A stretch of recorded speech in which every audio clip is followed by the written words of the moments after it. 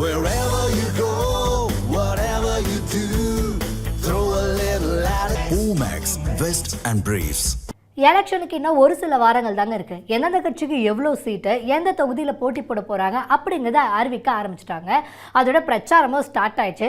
சும்மாவே கட்சிக்காரங்க அவங்க அப்படி இவங்க இப்படி அப்படின்னு மாற்றி மாற்றி ரோஸ் பண்ணிப்பாங்க. ஆனால் இப்போ சொல்லவா வேணும், அப்படி யார் ரோஸ் பண்ணாங்க, அரசியல் களத்தில் என்னெல்லாம் நடந்துச்சு, அப்படி பல சுவாரஸ்யமான விஷயங்கள் தான் இன்றைய பக்க பாலிடிக்ஸில் பார்க்க போகிறோம்.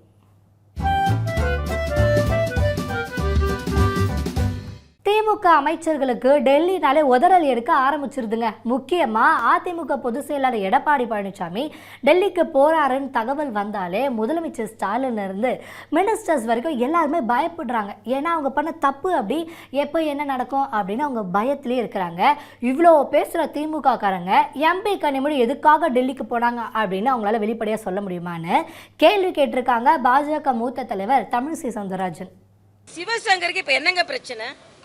டெல்லிக்கு போனா அவருக்கு என்ன பிரச்சனை? நீங்க ஒண்ணு என்னன்னா பயம் படுறாங்க. டெல்லிக்கு போய் அண்ணன் எடப்பாடியார் ஒருவேளை டிக்கெட் போட்டாருன்னு வச்சுக்கோங்க, இங்க திமுக சிவசங்கர்ல ஆரம்பிச்சு முதலமைச்சர் வரைக்கும் உதறல் எடுத்துக்குது. டெல்லி எங்கெங்க இருக்கு? டெல்லி இந்தியாவுக்குள்ள தானே இருக்கு, தலைநகர் தானே டெல்லி. அதனால டெல்லிக்கு போனா இவங்க பயம் எடுத்துக்கொள்கிறது. ஏன்னா அந்த அளவிற்கு குற்றவாளிகளாக இந்த அமைச்சர்கள் எல்லாம் இருந்து கொண்டிருக்கிறார்கள். இன்னைக்கு என்ன பட்டியல் எல்லாம் அமைச்சர்கள் இருக்கிறாங்க. உங்க பட்டியல்ல யாரெல்லாம் இருக்கா? வாரிசுகள் தானே அதிகம் இருக்கிறீங்க. இன்னொன்று, உங்க அமைச்சர்கள் சில பேர் போட்டி போட முடியாத நிலை ஏற்பட்டு இருக்கிறது. அதனால இவங்க எனக்கு ஆச்சரியமா இருக்கு. காலையில அமித்ஷா அவர்களிடம் இருந்து தகவல்களை வாங்கி வருகிறார்கள் அப்படின்னு சொல்லி நீங்க பாத்தீங்களா? இன்னொன்னு, ஸ்டாலின் அவர்கள் கனிமொழி ஏன் டெல்லிக்கு போனாங்க? இன்னைக்கு யார்கிட்ட இருந்து தகவல் வாங்குறீங்க? சரி, நாங்களாவது கூட்டணி கட்சி தலைவர்களிடமிருந்து சில தகவல்களை பெற்றுக்கொள்கிறோம். நீங்க உங்க கூட்டணி கட்சி தலைவர்களை எப்படி மதிக்கிறீங்க? அண்ணன் திருமாவளவனை பத்தி பேசுனா நீங்க அவங்க நியாயம் கொடுக்கல.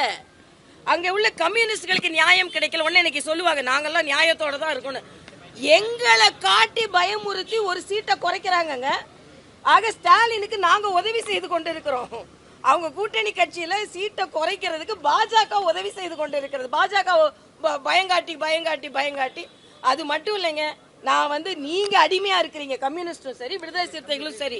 நீங்க குறைச்சு வாங்க தயாராயிட்டு ஏன் பாஜக உள்ள வந்துரும் சொல்றீங்க? நிச்சயமா பாஜக உள்ள வந்துருச்சு, கவலையே பட. நாங்க வந்துட்டோம், அதனால நாங்க வந்துருவோம். நீங்க என்ன கவலைப்பட வேணாம், நாங்க வந்துட்டோம். முதலமைச்சர் ஸ்டாலின் உத்தரவிட்டா போடி தொகுதியில் போட்டி போடுவாங்க அப்படின்னு சொல்லியிருக்காரு ஓபிஎஸ். அதோட சும்மா போன பரவாயில்ல, மைக் கிடைச்சா எப்படி பேசாமல் இருக்கிறது? அவர் என்ன சொல்லியிருக்காருன்னா, தமிழ்நாட்டில் அதிமுக கூட்டணிக்கு யார் தலைமையினே தெரியல அப்படின்னு சொல்லியிருக்காரு. என்னதான் கட்சியை விட்டு போனாலும் அதிமுகவை சீண்டாமல் உங்களுக்கு தூக்கமே வராதுல அப்படின்னு இப்போ ஓபிஎஸ் மக்கள் விமர்சிக்கிறாங்க. தளபதி அவர்கள் வேட்பாளர் பட்டியல் வெளியிடும் போது யாரெல்லாம் வேட்பாளர் பட்டியல் இடம்பெற்றிருந்தாலும் அவர் தான் தேர்தலில் மிகப்பெரிய தகுதியுடையவர் என்று தெரிவித்தார். சுற்றுப்பயணம் தென் மாவட்டத்தில் 58 தொகுதி இருக்கிறது. இந்த 58 தொகுதியும் திராவிட முன்னேற்றங்கள் ஒரு மாபெரும் வெற்றி அடையும் என்று மக்கள் கருதாக அமோக ஆதரவு இருந்தது. தளபதி உத்தரவிட்டால் போட்டியிடுவார். பழனிசாமி பாரதிய ஜனதா கட்சி இணைந்து அமைத்திருக்கின்ற கூட்டணி யார் தலைமையான கூட்டணி? சொல்லுங்க, யார் தலைமையான கூட்டணி? யார் சொல்றாரு?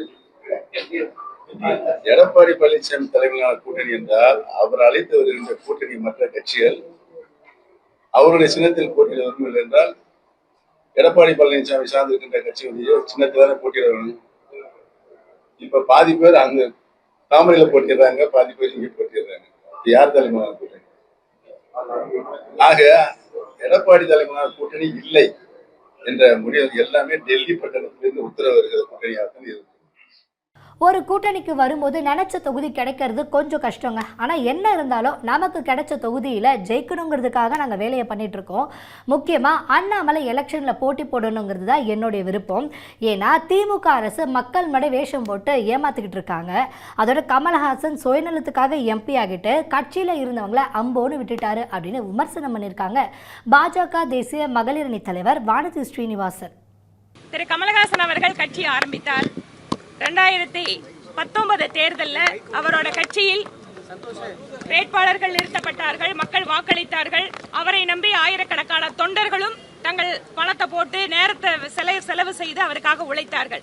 ஆனால் தன்னுடைய சுயநலத்தின் காரணமாக தான் மட்டும் ராஜ்யசபா எம்பி ஆகிவிட்டு அவரை நம்பி கட்சியில் பயணித்த, கட்சிக்காக உழைத்த அத்தனை பேரையும் அம்போ என்று கைவிட்டு விட்டு சென்றிருக்கிறார் என்றால் நான் கோவை தெற்கு தொகுதி மக்களை இந்த நேரத்தில் பாராட்டுகிறேன்.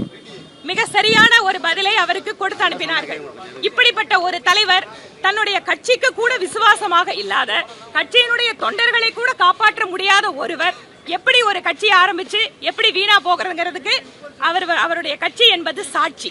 அதனால புதிதாக கட்சி ஆரம்பிக்கின்ற எல்லாரிடமும் மக்கள் இவர் நமக்கு வேலை செய்வாரா, இவர் நம்முடைய குரலாக தொடர்ச்சியாக பயணிப்பாரா, தன்னுடைய கொள்கை அரசியல் என்று வருகின்ற பொழுது அதில் சமரசம் செய்து கொள்ளாமல் இருப்பாரா என்று பார்ப்பதற்கு திரு கமலஹாசனும் அவருடைய கட்சி என்பதும் சிறந்த உதாரணம். மக்கள் இந்த கட்சியிலிருந்து புரிந்து கொள்ள வேண்டும் யார் எப்படி என்று. திரு அண்ணாமலை அவர்கள் போட்டியிட வேண்டும் என்பது என்னுடைய விருப்பம். நிச்சயமாக அவர் சட்டப்பேரவைக்குள்ளாக செல்ல வேண்டும் என்பது என்னுடைய விருப்பம். நாங்கள் ஜெயிச்சா 2000 கொடுப்போம், ஃப்ரீயாக அதை கொடுப்போம் இதை கொடுப்போம்னு சொல்லி ஓட்டு வாங்க பார்க்குறீங்களே. ஆனால் நான் அப்படி இல்லைங்க. மக்களுக்கு தேவையான அடிப்படை வசதிகளான படிப்பு, குடிநீர், மருத்துவம் இதை எல்லாத்தையுமே ஃப்ரீயாக தருவேன். முக்கியமாக நாடு நாசமாக போகிறதுக்கு காங்கிரஸ் தாங்க காரணம். அப்போ எதை வச்சு காங்கிரஸை புனிதப்படுத்த பார்க்குறீங்க அப்படின்னு விமர்சனம் பண்ணியிருக்காரு நாம் தமிழர் கட்சியுடைய தலைமை ஒருங்கிணைப்பாளர் சீமான். நாட்டுக்கும் மக்களுக்கும் அக்கறையாக நிற்கிற ஒரே மகன் நான் தான். எல்லாரும் 2000, 2500 இது இலவசம், அது இலவசம், அது இலவசம், இலவசம். இலவசம்ங்கிறது சீட்டிங், ஏமாற்று. நான் அந்த நிலையிலிருந்து மொத்தமாக மாற்றணும்னு நினைக்கிறேன். நான் 3 தான் இலவசம்: தண்ணீர், குடிக்கிற நீர், படிக்கிற கல்வி, பார்க்குற மருத்துவம். இது 3 தான் தரமாக கட்டணம் இல்லாத உலக தரத்துக்கு என் மக்களுக்கு கொடுப்பேங்கிறேன். மற்றதெல்லாம் எதுவும் இலவசம் தர முடியாது.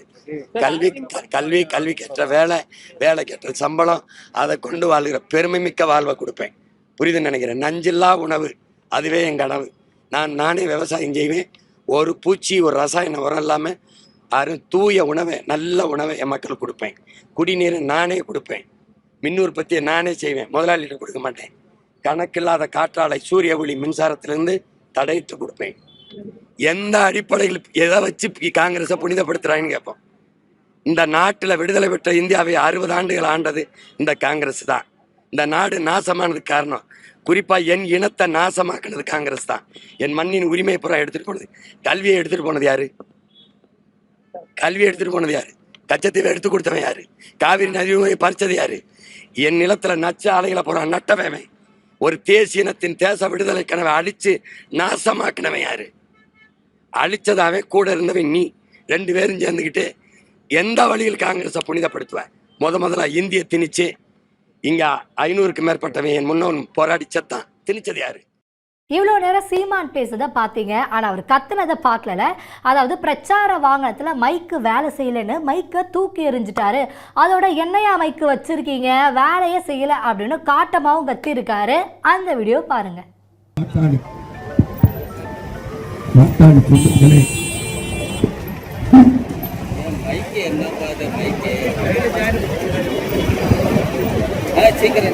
சில பேர் சிரிப்பாங்க, சில பேர் அழுவாங்க. ஆனால் நாங்கள் சிரிச்சுக்கிட்டே அழுகிற நிலமையில தான் இருக்கோம் அப்படின்னு திமுக கொஞ்சமாக சீட்டு கொடுத்ததை பற்றி மதிமுகவுடைய அவைத்தலைவர் அர்ஜுனராஜ் ரொம்பவே நொந்து போய் பேசியிருக்காரு. மறுமலர்ச்சி திராவிட முன்னேற்ற கழகத்தின் சார்பிலே விருப்பப்பட்டியல் கொடுத்திருந்தோம். அந்த விருப்பப்பட்டியலிலே உள்ள தொகுதிகளில் 4 தொகுதிகளை எங்களுக்கு ஒதுக்கி இருக்கிறார்கள். அதற்காக கூட்டணிக்கு தலைமை வகிக்கின்ற திராவிட முன்னேற்ற கழகத்தின் தலைமைக்கும் பேச்சுவார்த்தை குழுவிற்கும் எங்களது நன்றிகளை தெரிவித்துக் கொள்கிறோம். எந்தெந்த தொகுதிங்கிறது இன்னும் தலைவர் தளபதி அவர்கள் கையெழுத்து போடல. கையெழுத்து போட்டதுக்கு பின்னாடி அவரே உங்களுக்கு அனௌன்ஸ் பண்ணுவாங்க. எங்களுக்கு 234 தொகுதிகள்லையும் போட்டி போடுறத விருப்பம். ஆனால் நாங்கள் கொடுத்துருக்கிற தொகுதிகளில் அவங்களுக்கு கொடுத்துருக்குறாங்க. அதனால் அதில் ஒன்றும் பிரச்சனை இல்லை. எங்களுக்கு விருப்பப்பட்டியலில் கொடுத்ததுக்காக நாங்கள் மகிழ்ச்சி அடைகிறோம். ஆனால் அதே சமயத்தில் எங்களுடைய தகுதி நிர்ணயத்தில் எங்களுடைய தரத்துக்கு தகுந்த மாதிரி கொடுக்கலிங்கிற வருத்தம் எங்களுக்கு இருக்குது. சிலர் சிரிப்பார், சிலர் அழுவார். நாங்கள் சிரித்துக்கொண்டே அழுகின்றோம். அப்படிங்கிறது தான் எங்களுடைய நிலைமை.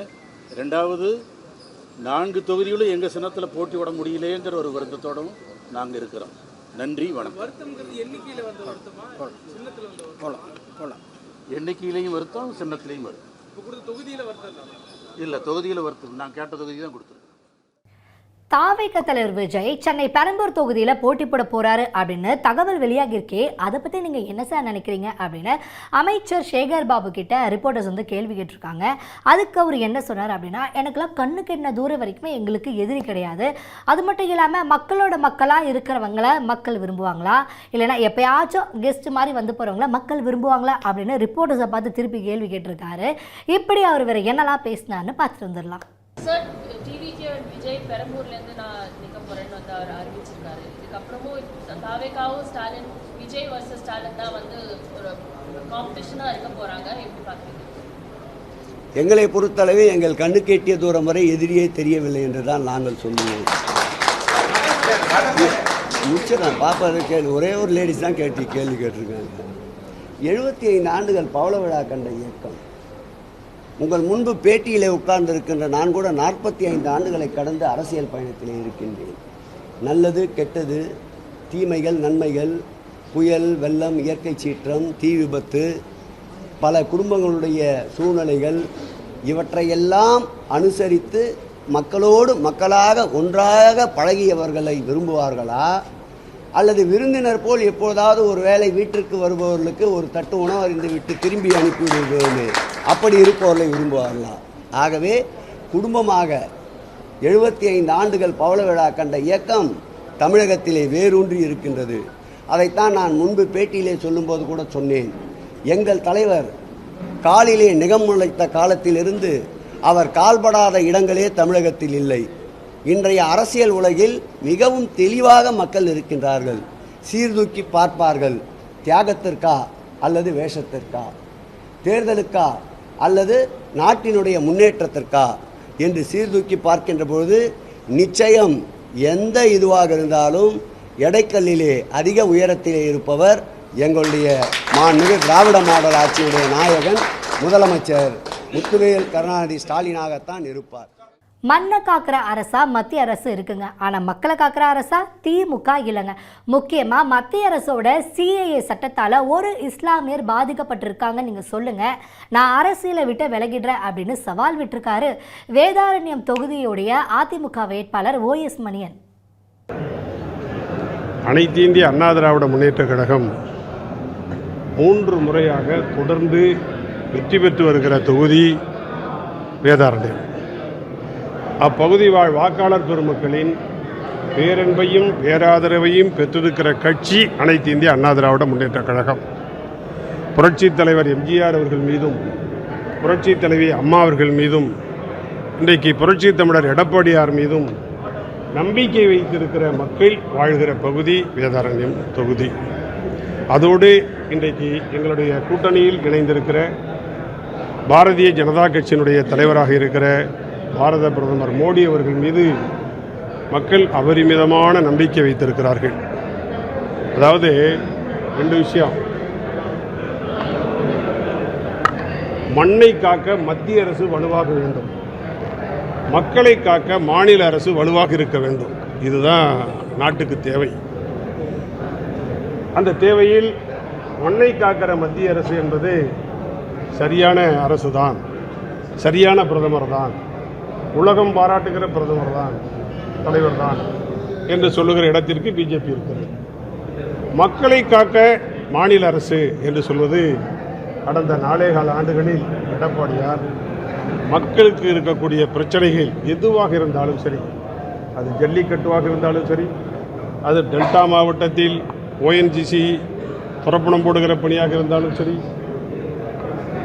எரிவாயு எடுக்கிற பிரச்சனையாக இருந்தாலும் சரி, இங்கே டெல்டா மாவட்டத்தினுடைய வெள்ளமாக இருந்தாலும் சரி, புயலாக இருந்தாலும் சரி, எதுவாக இருந்தாலும் மக்களை காக்கிற அரசு எடப்பாடியாருடைய அரசு தான்.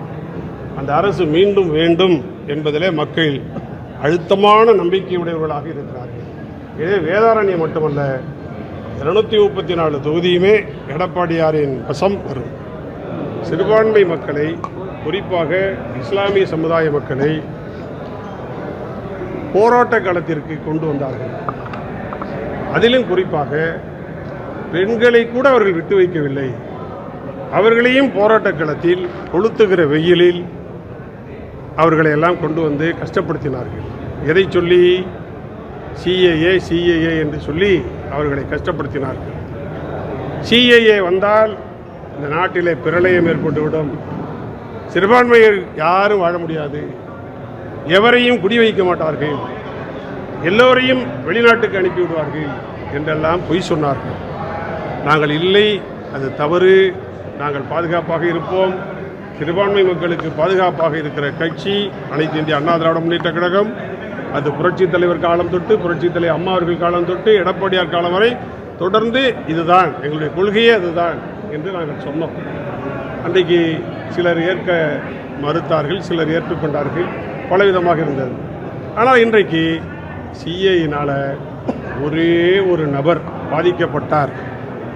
இந்த ஊரில், இந்த தாலுகாவில், இந்த மாவட்டத்தில், இந்த மாநிலத்தில், இந்த நாட்டில் பாதிக்கப்பட்டார் என்று சொன்னால் நானே அரசியல் வாழ்க்கையை விட்டு விலக கூட தயார். இபிஎஸ் பேசுறதுக்கு இவ்வளோ வேகமாக திமுக அமைச்சர்கள்லாம் பதில் சொல்கிறீங்க. அதே வேகத்தை அரசோட திட்டங்களில் நிறைவேற்ற காட்டலை. அது மட்டும் இல்லாமல் ஒரே ஒரு நாள் இபிஎஸ் பேசுனதுக்கு இப்படிலாம் ரியாக்ஷன் கொடுக்குறீங்க. அப்போ தமிழ்நாடு ஃபுல்லாக பிரச்சாரம் பண்ணால் அவ்வளோதான் போலையே. அது மட்டும் இல்லாமல் அதிமுக கூட்டணி ஜெட்டு வேகத்தில் இருக்குங்க, திமுக கூட்டணி ஷேரோட்ட வேகத்தில் இருக்குது அப்படின்னு திமுகவை தாக்கி பேசியிருக்காரு எம்பி இன்பதுரை. ஆமாம், நான் கூட பார்த்தேன். காலையிலேருந்து ஒரே கதறல் சத்தம். நேற்று ஒரு நாள் தான் எங்கள் தலைவர் எடப்பாடியார் பேச ஆரம்பித்தார். இந்த ஒரு நாளுக்கு இவ்வளோ பெரிய கதறல் சத்தம். 3 அமைச்சர்கள் தொடர்ந்து பிரேக்கிங் நியூஸ் கொடுத்து பேட்டி கொடுத்துட்ருக்காங்க. இந்த வேகத்தை நீங்கள் தமிழ்நாடுடைய வளர்ச்சி பணியில் இந்த அமைச்சர்கள் 3 பேரும் செஞ்சுருந்தா தமிழ்நாடு எங்கேயோ போயிருக்குமே. சேகர்பாபு சொல்கிறாரு, சென்னைக்கு நாங்கள் என்ன செய்யலான்னு கேட்டிருக்கோம். ஆமாம், நீங்கள் நிறைய செஞ்சுருக்கீங்க. ஆம்ஸ்டாங் படுகொலை, விக்னேஷ் மரணம், அதாவது லாக்கப்பில் விக்னேஷ்னு ஒருத்தரை போலீஸார் அடித்து கொண்டு விட்டார்கள். ஆனால் முதலமைச்சர் சட்டமன்றத்தில் பொய்யா அவர் வலிப்பு நோயால் இறந்தாருன்னு சொன்னார். அப்புறமா போஸ்ட்மார்ட்டம் ரிப்போர்ட் வந்தோடனே 13 இடங்களில் காயம் என்று அந்த இன்னும் அது சென்னை உயர்நீதிமன்றத்தில் வழக்கு நிலுவையில் இருக்குது. இது மாதிரி அடுக்கடுக்காக சொல்லலாம். அவர் பாலம் கட்டியிருக்கோம், அப்படி கட்டியிருக்கோம், இதை கட்டியிருக்கோம்லாம் சொல்கிறாரு. ஆனால் சென்னை நகரம் மிதந்துச்சா? அந்த 40,000 கோடி பேக்கேஜ் என்னாச்சு? தென்னகத்தின் வெனிஸ் நகரம் நீங்கள் கேள்விப்பட்டிருப்பீங்க, தண்ணியில் மிதக்கும். அது நகரத்தோடைய அமைப்பே அப்படி தான். அதை மாதிரி மிதக்கிற மாதிரி செஞ்சுருந்தீங்களே, இதுதான் உங்களுடைய சாதனையா? அப்போ ஒரு நாள் சொன்னதற்கு, ஒரு நாள் எங்கள் தலைவர் பேசினதற்கு இத்தனை கதறல்கள், இத்தனை புலம்பல்கள், இத்தனை அலம்பல்கள், அழிச்சாட்டியங்கள்னால் இன்னும் அவர் 2 நாள்களில் தமிழ்நாடு முழுவதும் சுற்றுப்பயணம் செய்து பிரச்சாரம் பண்ண போனால் அந்த அமைச்சர்களுடைய நிலைமை என்ன ஆகும்னு தெரியல. நான் என்ன சொல்கிறேன் அப்படின்னா, எங்கள் கூட்டணிங்கிறது இப்போ சூப்பர்சானிக் ஜெட் வேகத்தில் டேக் ஆஃப் ஆகி போயிட்டுருக்கு. முதல்ல சொன்னாங்க டெல்லிக்கு போயிட்டாரு, எல்லாத்தையும் கொடுத்துட்டாரு, அடமானம் வச்சுட்டாரு அப்படின்னாங்க. இப்போ என்னன்னா அதிமுக கூட்டணி பேச்சுவார்த்தை முடித்து அனைத்து கட்சிக்கும் உரிய இடங்களை பெற்று எல்லா தலைவர்களையும் அழைத்து அந்த கூட்டணி எந்தெந்த தொகுதிகளில் போட்டியிடுகிறோம் என்பதை நேற்று அறிவித்தார்கள். அதற்கு முந்தைய தினம் தேர்தல் அறிக்கையை நாங்கள் வெளியிட்டோம். அதற்கு முந்தி கூட்டணி இறுதி செய்கிற வகையில் நாங்கள் அறிவிப்புகள்லாம் வெளியிட்டோம். நீங்கள் எல்லாம் பார்த்துக்கிட்டு இருக்கீங்க. அப்போ அதிமுக கூட்டணிங்கிறது மிக ஜெட் வேகத்தில் போயிட்டுருக்கு. ஆனால் அந்த ஷேரோட்டோ கூட்டணி இருக்குல்ல, திராவிட முன்னேற்ற கழக கூட்டணி, அது இன்னும் கிளம்பவே இல்லை. 25 நாளாக கூட்டணியை பேசுகிறோங்கிறாங்க. என்னங்க பேசுகிறீங்க? என் கூட ஒருத்தர் கேட்டார், கமலஹாசன் வேண்டான்னு சொல்லிட்டாரு, அதை பற்றி நீங்கள் என்ன பார்க்குறீங்கன்னு. இப்போ கொஞ்சம் முந்தி வரும்னால இன்னொரு பத்திரிகையாளர் கேட்டார். கமலஹாசன் பெரிய அவர் அவருக்கு உண்மை நிலவரம் தெரிஞ்சிருக்கு. அவர் ஞான திருஷ்டியில் கண்டுபிடிச்சிட்டாருன்னு நினைக்கிறேன். ஏன்னா திமுக தோற்று போகணும்னு அவருக்கு தெரிஞ்சிச்சு, அதனால் சீட்டு வேணான்ட்டு தப்பிச்சிட்டாரு. ஆக அந்த நிலைமையில் இருக்கிற கூட்டணியை வச்சுக்கிட்டு நீங்கள் எங்கள் பொதுச் செயலாளரை விமர்சிக்கிறது முறையல்ல. இன்னும் உங்கள் கதறல் சத்தம் அதிகமாகுவதை தமிழ்நாடு பார்க்க போகிறது. அனைத்து இந்திய அண்ணா திராவிட முன்னேற்ற கழகம் வெற்றி கொடி நாட்டப் போகிறது. திமுக கூட்டணியில் சிலர் சிரிக்கிறாங்க, சிலர் அழுகுறாங்க. அப்படிப்பட்ட நிலைமையில தான் தலைவர்களும் இருக்கிறாங்க. எதுக்குடா இந்த கூட்டணியில் இருக்கும் அப்படின்னு கசப்பாக நினச்சிட்டு இருக்காங்க. முக்கியமாக திருமாவளவனுக்கு குறைஞ்ச சீட்டு கொடுத்துட்டாங்க. அதை விட ஜெயலலிதா அம்மா 19 சீட்டு கொடுத்ததுக்கே கோபப்பட்டு போனார் வைகோ. ஆனால் இப்போ திமுக கூட்டணியில் அவருக்கு எத்தனை சீட்டு கொடுத்துட்டாங்க அப்படின்னு விமர்சனம் பண்ணியிருக்காரு முன்னாள் அமைச்சர் செல்லூர் ராஜு. திராவிட முன்னேற்ற கழகத்தில் அங்க வைக்கிற இந்திய கூட்டணி அதில் இருக்கிறவங்கள சிலர் அழுவார், சிலர் சிரிப்பார் என்ற அடிப்படையில் தான் அந்த கூட்டணியில் பல தலைவர்கள் இன்றைக்கு இருக்கிறார்கள். அவர்கள் மட்டுமல்ல, அவர் கட்சியை சார்ந்த தொண்டர்களும் நிர்வாகிகளும் இன்றைக்கு அந்த கூட்டணியில் தொடர்கிற நிகழ்ச்சியை கசப்பாக நினைக்கிறார்கள். அதுதான் நிதர்சனமான உண்மை. மாபெரும் மக்கள் இயக்கமாக மாற்றி கொண்டு வந்த அன்பு சகோதரர் திருமாவளவனுடைய இயக்கத்திற்கு குறைந்த தொகுதியை கொடுத்துவிட்டு இன்றைக்கு அவர் எப்படி அது மன வலிமையோடு எடுத்துக்கொண்டார் என்று தெரியவில்லை. மறுமலர்ச்சி திராவிட முன்னேற்ற கழகத்துடைய பொதுச் செயலாளர் அண்ணன் வைகோ அவர்கள் 2011 எங்கள் அம்மா அவர்கள் அழைத்து 19 தொகுதியில் கொடுக்கின்ற போது 19 தொகுதியில் கொடுக்குறோம் அப்படின்னு சொல்லியும் கூட அவர் கேட்க மாட்டேன்றார். மிக கோபமாக பேசி சென்றவர் தான் வைகோ. இன்றைக்கு அந்த கட்சியில் இருக்கிற தலைவர்களும் நிர்வாகிகளும் நொந்து போயிருக்கிறார்கள். தேசிய ஜனநாயக கூட்டணியில் அங்க வைக்கின்ற கட்சிகள் அத்தனை பேருமே எங்களுடைய தலைமை கழகத்தில் மகிழ்ச்சியோடு அந்த ஒப்பந்தத்தை ஏற்றுக்கொண்டு தமிழகத்தில் தேசிய ஜனநாயக கூட்டணி மலர வேண்டும், மக்கள் விரோத ஆட்சியை முடிவு கட்ட வேண்டும் என்ற அடிப்படையில் இன்றைக்கு பயணத்தை புறப்பட்டிருக்கிறார்கள். திமுக மாதிரி 525 வாக்குறுதியை கொடுத்துவிட்டு இன்னைக்கு 4 பங்கு கூட நிறைவேற்றாத கட்சியாக அண்ணா திராவிட முன்னேற்ற கழகம் இருக்காது. மக்களுக்கு அறிவித்த அத்தனை திட்டங்களையும் நிறைவேற்றுவதற்கு அண்ணா திராவிட முன்னேற்ற கழகத்தின் தலைமையிலான எங்களுடைய பொதுச் செயலாளர் புரட்சி தமிழர் எடப்பாடியார் நிறைவேற்றி காட்டுவார். குடும்பத்துக்கு 1000 ரூபா 10,000 ரூபாய் வழங்குவது, எடுத்த உடனே 10,000 ரூபாய் வழங்குவது என்பது மக்கள் எல்லோருமே இன்றைக்கு எவ்வளவு தூரத்தோ அவங்க கஷ்டப்படுறாங்க என்பதை ஒரு அறிந்து கொண்ட சாதாரண நிலையிலிருந்து அந்த மக்களை பார்த்த ஒரு முதலமைச்சர், ஒரு தலைவர் யாருன்னா எங்கள் புரட்சி தமிழர் எடப்பாடியார் தான். 10,000 ரூபாய் வழங்கி பெண்களுக்கு குலவிளக்கு திட்டத்தின் அடிப்படையில் 2,000 ரூபாய் மாதம் அனைத்து குடும்ப பெண்களுக்கும் வழங்கப்படும் சொல்லிட்டார். அதையும் ஒவ்வொரு குடும்ப அட்டைதாரர்களுக்கும் பிரிஞ்சு வழங்குவோம் சொல்லியிருக்கிறார். இன்னைக்கு கதாநாயகனாக திகழ்வதே அண்ணா திராவிட முன்னேற்ற கழகத்துடைய தேர்தல் அறிக்கை. அதை தொகுத்து வழங்கிய எங்கள் புரட்சி தமிழர் எடப்பாடியார் தான் இன்றைக்கு டாப்பு, மற்றதெல்லாம் டோப்பு. தாவேக்கா கூட கூட்டணி வைக்கிறதுக்கு சான்ஸே இல்லைங்க. ஏன்னா விஜய் வந்து இப்போதான் அரசியலுக்கே வந்திருக்காரு. முதல்ல அவர் மக்களுக்காக வந்து வாதாடட்டும், மக்களோட பிரச்சனையே தீர்க்கட்டும், கண்டிப்பாக மற்ற கட்சிகளோட பேசி ஆலோசிச்சுட்டு கூட்டணி பற்றி அறிவிப்போம் அப்படின்னு சொல்லியிருக்காரு தமிழக வாழ்வுரிமை கட்சியுடைய தலைவர் வேல்முருகன். தாவாக்காவோடு தனிப்பட்ட தமிழக வாழ்வுரிமை கட்சி கூட்டணி வைப்பதற்கு வாய்ப்புகள் இல்லை. அவர் இப்போதுதான் அரசியலுக்கு வந்திருக்கிறார். அரசியல் தெரிந்து கொள்ளட்டும், மக்களுக்கு பணியாற்றட்டும், மக்கள் பிரச்சனைகளுக்காக பேசட்டும், மக்களுக்காக வாதாடட்டும், மக்களுடைய இன்பத் துன்பங்களில் பங்கெடுக்கட்டும். அவர் ஒரு பச்சை தமிழர். அவர் தமிழ்நாட்டின் அரசியல் கட்சியை தொடங்கிய முதல் நாள் அவரை வரவேற்றவன் வேல்முருகன் தான். முதல் அறிக்கை என்னுடைய அறிக்கை தான். ஆனால் சமீப காலமாக அவருடைய கூட்டங்களில் ஏற்பட்ட பிரச்சனைகள், அவருடைய தொண்டர்கள் ஒரு கட்டுப்பாடற்ற இருக்கிற நிலைகள், இதையெல்லாம் குறித்து தான் அவர் முதலில் ஒரு பண்பட்ட தொண்டர்களை, ஒரு பண்பட்ட அரசியல் கட்சியாக அது உருவெடுக்கட்டும்.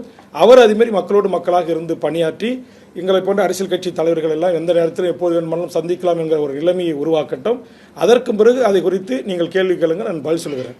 இந்த தேர்தலில் தமிழக வாழ்வுரிமை கட்சி தாவாக்கோடு கூட்டணியா என்று சொன்னால் அதற்கு வாய்ப்பில்லை அப்படின்னு சொல்லியிருக்கேன். இபிஎஸ் அவர் மேலே இருக்கக்கூடிய குறையெல்லாம் மறைக்கிறதுக்காக தான் வீணாக திமுக மேலே படி போட்டுட்ருக்காரு. முக்கியமாக திமுக ஓவர்டேக் பண்ணணும் அப்படிங்கிறதுக்காக தான் இபிஎஸ் வந்து பிரச்சாரத்தையே ஸ்டார்ட் பண்ணியிருக்காரு அப்படின்னு அதிமுகவை அட்டாக் பண்ணி பேசியிருக்காரு அமைச்சர் சிவசங்கர். எலெக்ஷன் வேறு வருது, எப்படி எதிர்கட்சியை பற்றி பேசுகிறது உங்களுக்கு என்ன புதுசா, பேசுங்க அப்படின்னு அமைச்சர் சிவசங்கருடைய கருத்துக்கு இப்போ மக்கள் வந்து விமர்சனம் பண்ணிட்டு இருக்காங்க. என்டிஏ கூட்டணியின் தலைவராக, தமிழக தலைவராக சொல்லப்படுகின்ற எடப்பாடி பழனிசாமி அவர்கள் திரும்ப தன்னுடைய பிரச்சனைகளை மறைப்பதற்கு, தனக்கு இருக்கிற சிக்கல்களை மறைப்பதற்கு திராவிட முன்னேற்ற கழக கூட்டணியை தேவைப்பட்டு விமர்சனம் செய்து வருகிறார்.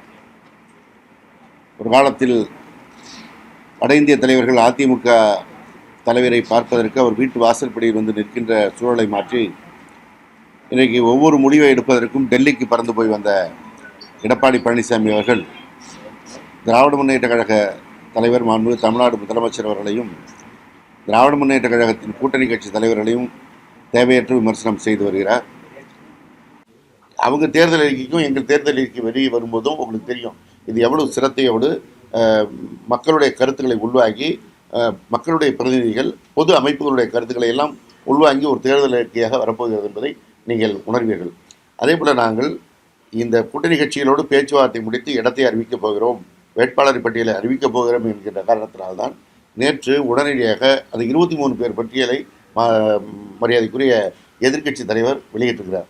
அது யாரும் ஒரு சாதாரண தொண்டர்களுடைய பெயரே இல்லை, எல்லாம் முன்னாள் அமைச்சர்களுடைய பெயர்கள் தான் இருக்குது. இது எதிர்பார்க்கப்பட்ட பட்டியல், இது எப்போ வேணாலும் அவர் வெளியிடலாம். இது திராவிட முன்னேற்ற கழகத்தை முந்திக் கொண்டு செய்வதாக அவர் காட்டியிருக்கிறார் ஒழிய எங்களுடைய முதலமைச்சர் பார்த்தீங்கன்னா கரெக்டாக எல்லாமே ஒரு ரெகுலரைஸ்டாக இருக்கும்.